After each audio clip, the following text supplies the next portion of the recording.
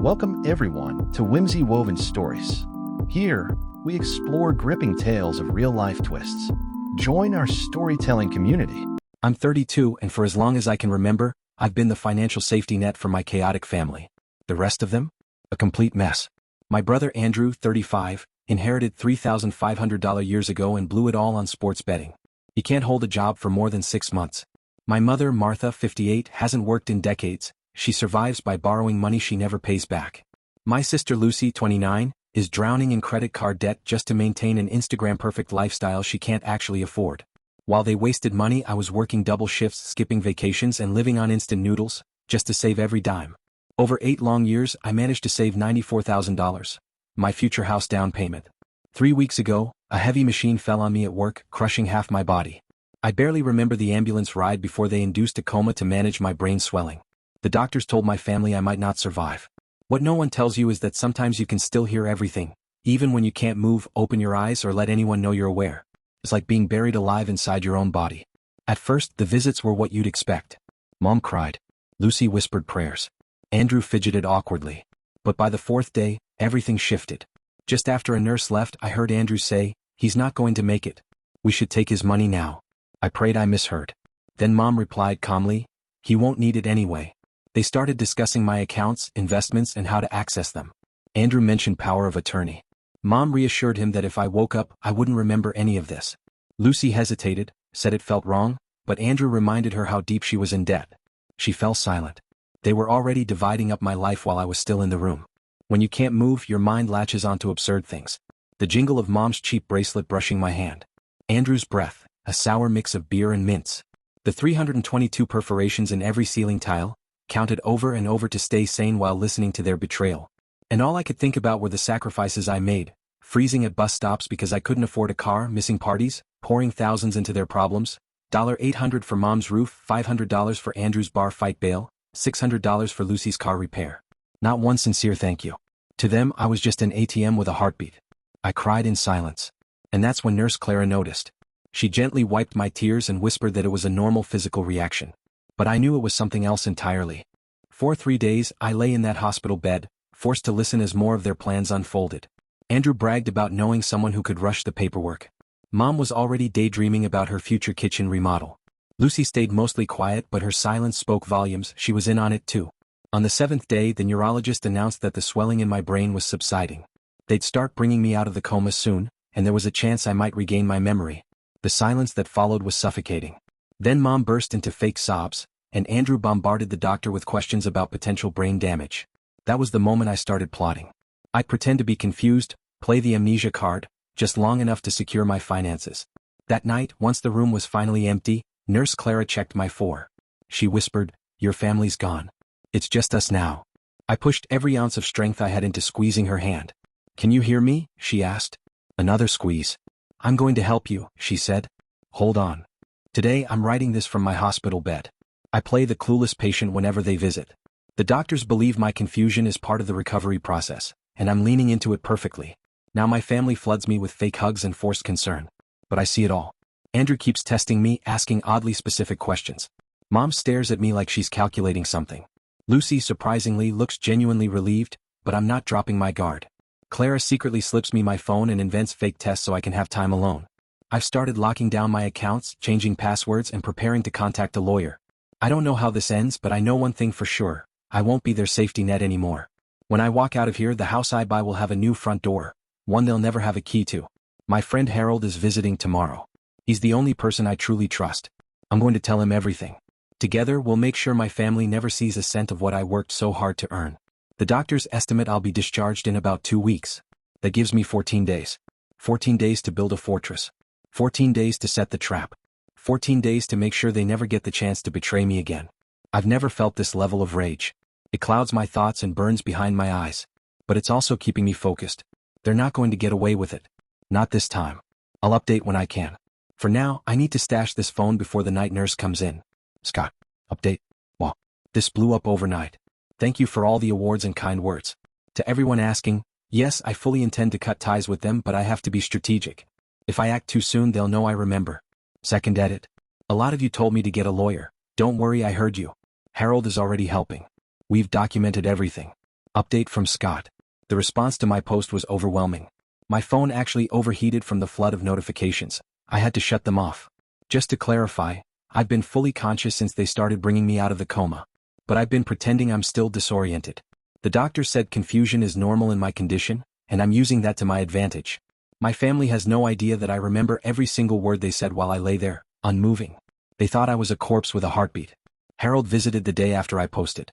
Thank God I'd left my phone unlocked so Clara could text him. When I told him everything, I watched his expression cycle through shock, anger, and disbelief. He wanted to confront them on the spot, but I talked him down. We need to be smart. Harold works in cybersecurity, something I never thought much about before, but now it's saving my life. First, we made sure the phone stays hidden. Then he started recording every conversation. In just 3 days, we've collected enough evidence to make a documentary. The most infuriating part? The way they flip personas. Around me, they're cold and calculating. But the second a nurse or doctor enters, they become loving, selfless angels. More updates soon. For now, I'm staying quiet, staying alert, and staying ahead. Living with them feels like being trapped in a twisted version of Dr. Jekyll and Mr. Hyde. Take yesterday, Andrew told me not to worry about complex things like money with Mom Martha, nodding in agreement. But the moment the doctor walked in, they turned into doting angels, full of praise and gratitude that I was alive. The recordings Harold and I have are tough to listen to. Andrew even asked if I remembered my bank passwords, pretending it was to help with bills. When I hesitated, I saw that gleam in his eye, the same one I used to trust. Martha keeps bringing me awful homemade meals, playing the caring mother, but I've heard her whispering on the phone about remodeling the kitchen, with the money that's supposedly coming in.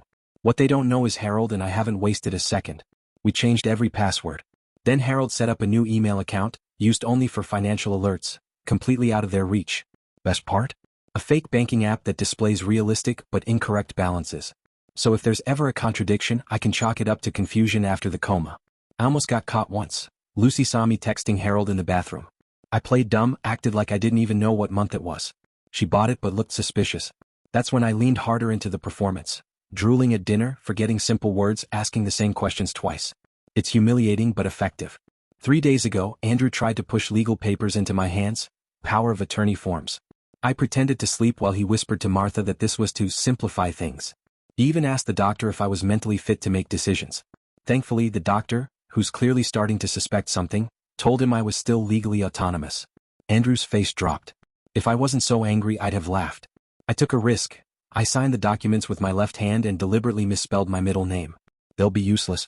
Meanwhile, Harold, thanks to Clara's late-night help, got a legitimate power of attorney signed and notarized. Clara deserves a medal. She's been a silent warrior, smuggling in my laptop, texting Harold from my phone, even pretending to spill water on Andrew to protect my space. Last night, I nearly cracked. Martha was showing Lucy tile samples for the new kitchen on my iPad. I clenched the sheets so hard I thought my fingers would snap. I faked a coughing fit so the nurse would come in and give me a minute to breathe. The anger isn't just emotional, it's physical. My heart races. My vision blurs. I want to scream. I heard everything while I was in that coma. But I won't. Not yet. Harold calls it the financial trap. We've already moved most of my money into new accounts. We left around $12,800 in the old ones as bait. The fake app reflects believable numbers. Yesterday, I acted like I suddenly remembered my bank password. Andrew's eyes lit up like a slot machine when he saw the fake balances. $87,223 in checking. $26,750 in savings. Close enough to the real numbers to pass inspection. They offered, so generously, to help me manage my finances during recovery. Tomorrow I'm being discharged. 2 weeks of playing weak and confused have paid off. They have no idea what's coming. Andrew suggested I stay at his place. He says it's more convenient than going up to my third-floor apartment. What he really wants is full access and control. I agreed, playing the grateful little brother. I hate every second of the act, but it works. I'll stay at his house for 3 days tops. Long enough to spring the final part of the trap. This morning, something unexpected happened. Lucy pulled me aside. Her eyes were red like she'd been crying. She asked if I was really okay, if I needed anything. For a moment, I nearly told her everything.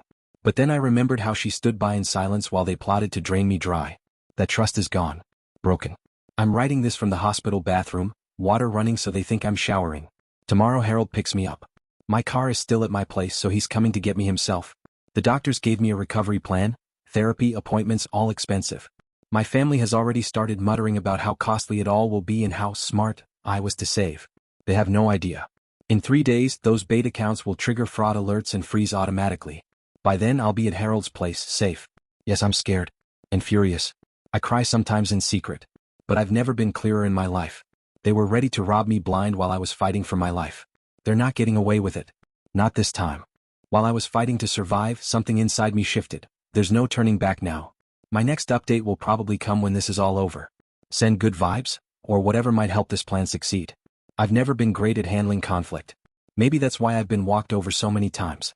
But not this time. This time they chose the wrong person to betray. Edit 1. Please stop telling me to get a lawyer. Harold's sister is a lawyer and she's helping us pro bono. We've got it covered. Edit 2. Some of you think I should forgive Lucy because she hesitated. But hesitation isn't the same as defending me. She let it happen. Maybe someday she'll get the chance to explain herself. But right now, I don't trust anyone who shares my last name. Edit 3. I'm being discharged in 2 hours. Andrew's bringing me clothes to change into, pants and a shirt. And yes, I will check them for hidden mics or poison. Kidding, mostly. Update. First off, thank you. The support from my last post was overwhelming. I'm sorry for going dark for almost 2 weeks. A lot happened and I needed time to process. Buckle up. After I was discharged, I moved in with Andrew as planned. His apartment was a disaster. Beer cans everywhere, mountains of dirty dishes, and a bathroom I genuinely feared. Still, I played the grateful brother, smiling through gritted teeth every time he helped me check my fake bank account. Seeing how he really lives was eye-opening. His fridge had 3 items: beer, ketchup, and a half-eaten burrito that looked like it was growing penicillin. He's 35 but lives like a college freshman. He kept talking about moving to a bigger place, once things get better. I wondered where that money would come from.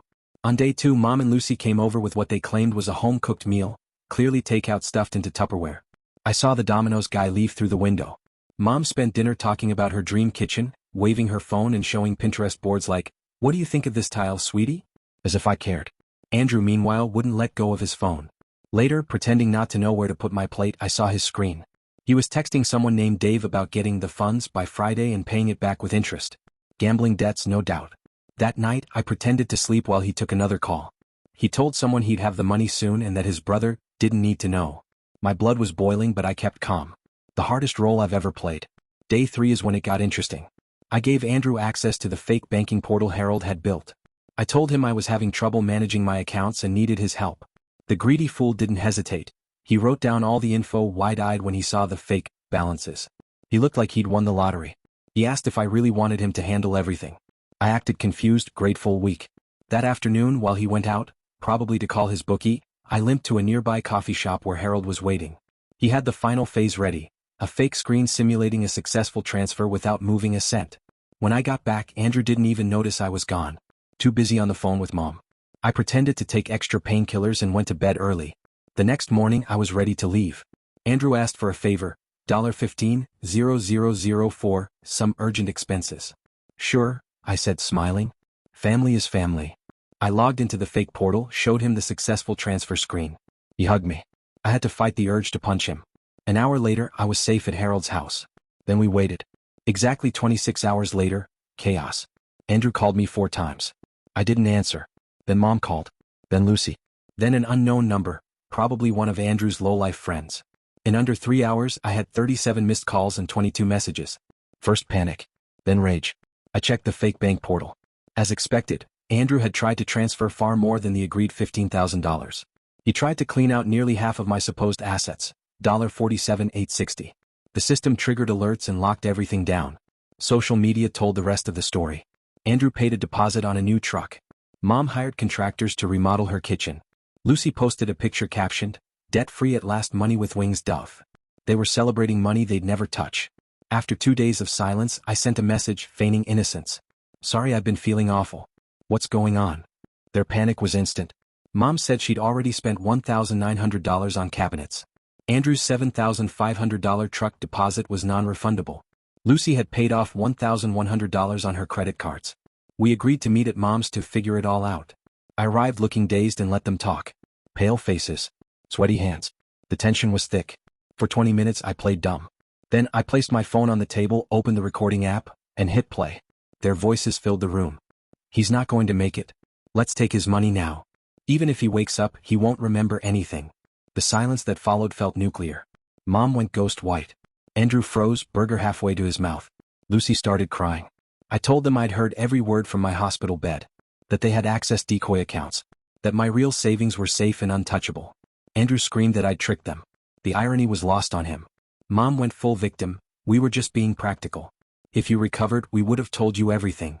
Lucy murmured sorry over and over, saying she didn't have the strength to stop them. I didn't scream. I didn't cry. I just spoke calm and clear. I told them exactly who they were. And that from now on they were on their own.